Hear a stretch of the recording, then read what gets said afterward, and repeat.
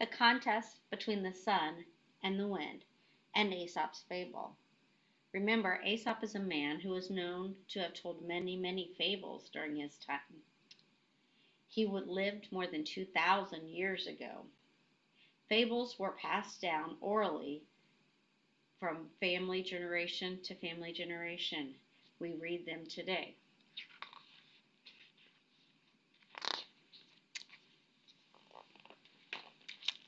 There once was a man in a warm coat, winding his way down a winding road. The sun and the wind, high in the sky, watched the man as he walked by. I want you to look at that picture. I want you to notice what the wind is doing. I want you to pay attention to how the man's winding road is.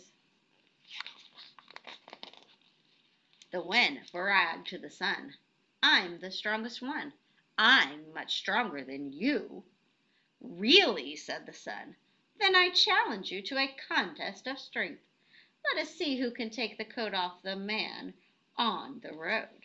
Look at what the words are doing. The sun is coming down looking at the man, and the words are kind of following him on his winding road. "Oh, that's too easy," howled the wind. "I'll huff and I'll puff, I'll blow to the brim. I'll rip his coat off of him. I'll smash him against the trees. I'll take his coat off with ease."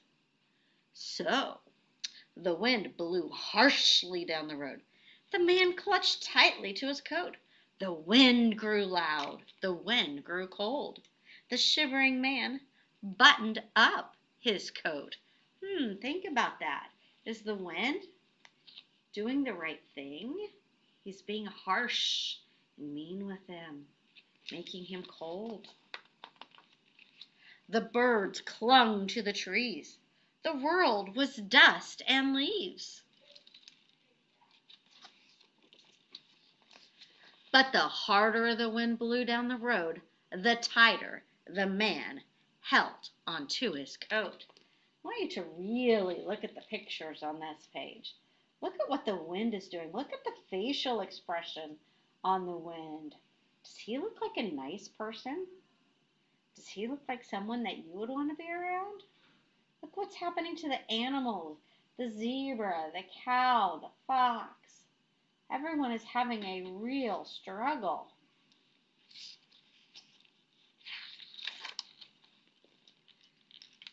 Discouraged, the wind blustered off with a gust and a swirl. Bluster. You know what that means right there.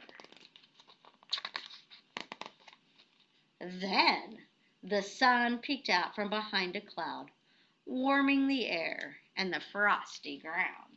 Look at that sun's face. Think back to the wind's face. The man on the road unbuttoned his coat. He lifted his voice and sang out loud. Look at that page now. What's happening with the sun? Does that look as scary and cold as when the wind was blowing?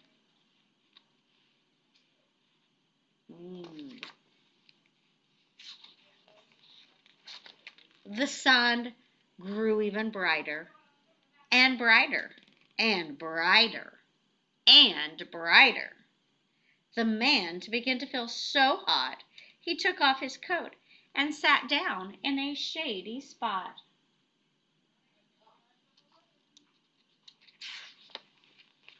The wind returned and said to the sun, "I huffed and I puffed and I blew to the brim, but I could not force the man's coat from him. I can imagine that you were able to either." So look again at that face of the wind. And look at the face of the sun. The wind stopped howling long enough to look down. There was the man sitting under a tree. Lo and behold, his coat was folded up like a pillow under his head. "How did you force him to take off his coat?" the wind asked in amazement. The sun replied, "I did not force him at all. I lit the day. Through gentleness, I won my way.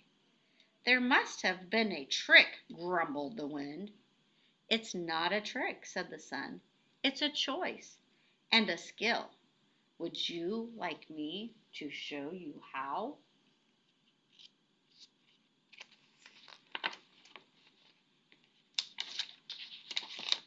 The sun just smiled. And look what happens when you smile. What happened in this story? Do you think the wind could have responded differently? What could the wind have done? During our morning meeting, we will discuss this.